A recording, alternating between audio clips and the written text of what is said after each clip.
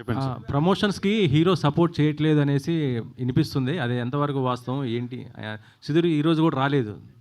అదే నాకు ఏందంటే సుధీర్ గారు చాలా రెస్పాన్సిబుల్ పర్సన్ అనే నేను సినిమా బేసిక్‌లీ ఆయనని హీరోలాగా ఒప్పుకున్నది ఎందుకంటే ఆయన చాలా కింది నుంచి పైకొచ్చాడు.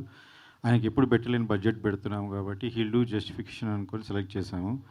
ఆయన మంచి ఫ్యామిలీ నుంచి కూడా వాళ్ళ పేరెంట్స్ మంచోళ్ళు, అప్‌బ్రింగింగ్ మంచిది. సో నేను I'm believing that he'll come. ఎందుకంటే మేము ఎక్కువ రోజులు వెయిట్ చేయలేదు. చాలా రోజులు ఇప్పుడు సినిమాని ఆపి దాన్ని కరెక్ట్ చేసుకొని ఫినిష్ చేయడానికి మాకు టైం పట్టింది. అందులో మళ్ళీ ఇప్పుడు ఛాంబర్‌లో ఇష్యూ ఉంది. ఆ ఛాంబర్‌లో వాళ్ళు డిసిషన్ తీసుకునే వరకు నేను ఎక్కువ డిస్క్లోజ్ చేయలేను. So we're waiting for the chamber to take decision. Once it's come వచ్చేస్తాడు. ఆయనకి ఎందుకంటే ఆ డైరెక్టర్ ఆ టీమ్‌తోని కొంచెం ఉంటే ఎట్లైనా కొంచెం తీసుకోనికి డిసిషన్ ఆయనకు కూడా టైం పడుతుంది కాబట్టి we're waiting. We don't have anything against him. Only ఒక పర్సన్ మంచి చేయలేదు, ఆయన మంచి రెస్పాన్సిబుల్ కాదు, బిహేవియర్ బ్యాడ్ ఉండే చాలా. ఇప్పుడు ఈమె ట్వీట్‌లోనే మీరు చూడండి. ఆయన తీసేశాక 1 ఇయర్ బ్యాక్ తీసేశాక ఆయన సీన్‌లు లీక్ చేశాడు నెట్‌లో. ఏ సినిమా సీన్‌లు ఏ డైరెక్టర్ అయినా చేస్తాడు అలా. సీన్‌లు లీక్ చేస్తే ఛాంబర్‌కి వెళ్తే ఛాంబర్ ఆయన మీద పోలీస్ కంప్లెయింట్ ఇవ్వమని ఇచ్చాం. ఫైల్ అయినాక ఈ రోజు కాక చెప్పలేదు మీకు పోలీస్ కంప్లెయింట్ ఫైల్ అయింది. కోర్ట్‌కి ఆయన పంపించారని ఇప్పటిదాకా చెప్పలేదు. ఎందుకంటే అది సుధీర్ గారి లైఫ్‌కి ఎఫెక్ట్ అవుతుంది, ఒక మూవీకి ఎఫెక్ట్ అవుతుంది, ఇంతమంది కష్టాలు ఎఫెక్ట్ అవుతుంది నేను చెప్పలేదు. ఇప్పుడు నేను చెప్తున్నాను ఎందుకంటే ఎక్కువ రోజులు మనం దాచలేం. అలాంటివి అయినా ఒక 1 ఇయర్ కంప్లైంట్ ఇచ్చి మనం అది చేసినాక 1 ఇయర్ నుంచి సినిమా ఏ విషయంలోనే ట్రోల్ చేస్తున్నారు మీరు చూడండి. ఇప్పుడు ఈమె విషయంలో ఈ ఆ మాట అనడము నేను కూడా అసలు చూసే లోపలే ఆమె రియాక్ట్ అయిపోయింది. ఎందుకంటే she is like that, she is very straight. అదే ఆమె కూడా అదే అంటది. ఇప్పుడు ప్రాబ్లమ్ ఉంటే మీరు ఛాంబర్‌కి వెళ్ళండి, మీరు డైరెక్టర్ అయితే వాళ్ళ అసోసియేషన్‌లో కంప్లైంట్ చేయండి, అట్లెట్లనైనా మీరు ప్రూవ్ చేసుకుందామంటే ఆయన ఎందులో మెంబర్ కాదు. ఆయన ఇంతకుముందు కూడా 2 సార్లు సినిమాల నుంచి బయటికి పంపించేశారని మీకు ఇంకా దిల్‌రాజు గారు కూడా ఆయన ఆపి వేరే వాళ్ళతో ఫైనల్ చేయించుకున్నాడు ఆ ఫస్ట్ మూవీ. సో ఇవన్నీ కూడా అందరికీ తెలుసు ఇండస్ట్రీలో. నేను కొత్తగా చెప్పాల్సిన, అందుకని ఆయన గురించి మాట్లాడి వేస్ట్, కొత్తగా చెప్పాల్సిన వేస్ట్. సో నేను రైట్ టైంకి నాకు చాలా సినిమా ఎఫెక్ట్ అవుతుంది.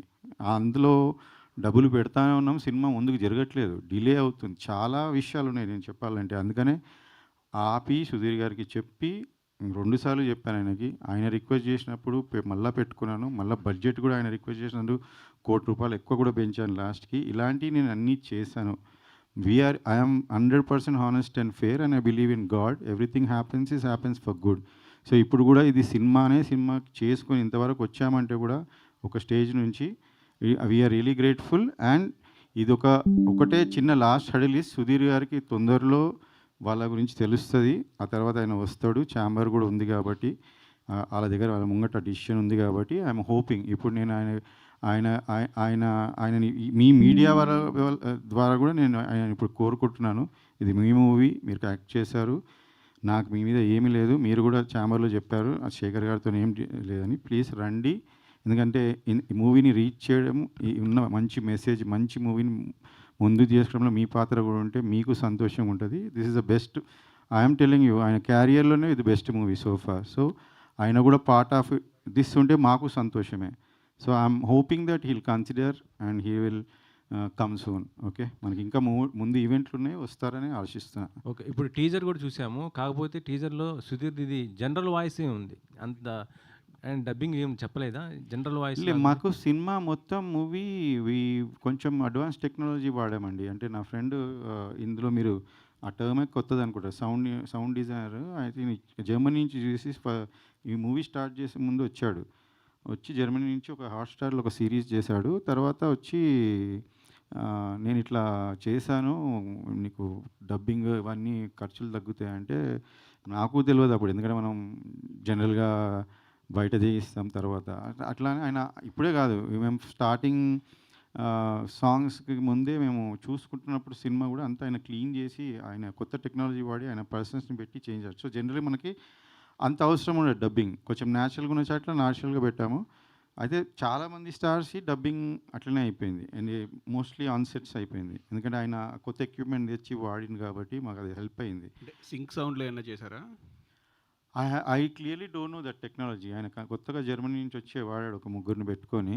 ఈ విల్ నెక్స్ట్ ఈవెంట్కి ఆయన కూడా వస్తాడు. రాహుల్, ఆయన పేరు Rahul Alam. Is working for very big project. నేనే ఫస్ట్ సినిమాలో ఇంట్రడ్యూస్ చేయడం నేనే. So he work for me free. ఆయన ఆ టెక్నాలజీ అడగండి మీరు. ఓకే. శేఖర్ గారు నాకు 2 క్వశ్చన్లు అండి. అంటే కథ మీరు ఫస్ట్ నుంచి ఉన్నారా? కథ డైరెక్టర్ చెప్పినప్పుడు మీకు అంటే కథ మీద ఇంట్రెస్ట్ తోటి సినిమా స్టార్ట్ చేశారా? లేతే సుధీర్ కోసం చేశారా? లేదండి. ఇది ఏమైందంటే నాకు ఒక ప్రొడ్యూసర్ డబ్బులు ఇచ్చేది ఉంటే ఆయన ఆఫీస్‌కెళ్తే ఆయన నాకు "అన్న ఒక లైన్ ఉంది మంచి కథ ఇది. ఒకసారి వినండి అన్న ఎట్లాగన్నా వచ్చారు కదా" అంటే సరే అని విన్నాను. నేను విన్నా అంటే ఒక లైన్ చెప్తారు కదా ఫస్ట్ 5, 10 మినిట్స్ ఇలా ఇలా ఉంటది అని. దాని పరంగా బాగానే ఉంది. ఇక హీరోస్ ఎవరు ఏంది అనుకుంటున్నారంటే ఈయన రైటరు ఆయన అంటే ఆయనను చూసాను ఫస్ట్. ఆయన నరేష్ అనంగానే నేను డెఫినెట్‌గా అరే ఈయనకి ఫస్ట్ మూవీ ప్రాబ్లమ్ అయింది అది.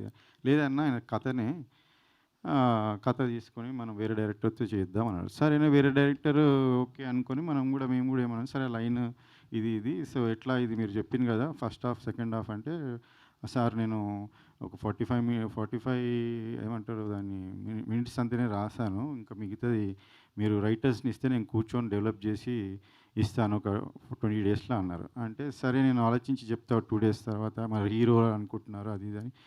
అంటే డైరెక్టర్‌ని వేరే వాళ్ళని కల్పించారు. ఆ డైరెక్టర్స్ కూడా కొత్తోళ్ళు.